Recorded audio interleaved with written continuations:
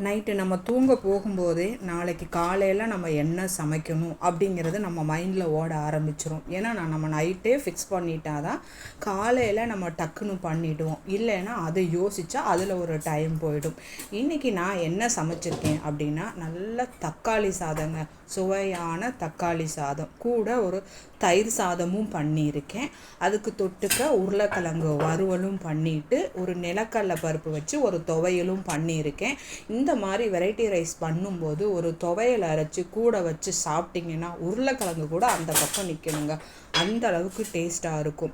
எங்கள் வீட்டில் இருக்க எல்லாருக்குமே இது ரொம்ப பிடிக்கும். ஆனாலும் பொரியல் கூட இருக்கணும் எங்கள் வீட்டில் இருக்க பிள்ளைகளுக்கு. அதனால் நான் உருளைக்கிழங்க வறுத்துருக்கேன். என் பொண்ணுக்கு மதிய லஞ்சுக்காக அவள் தக்காளி சாதமும் உருளைக்கிழங்கும் போதும்னு சொல்லிட்டா.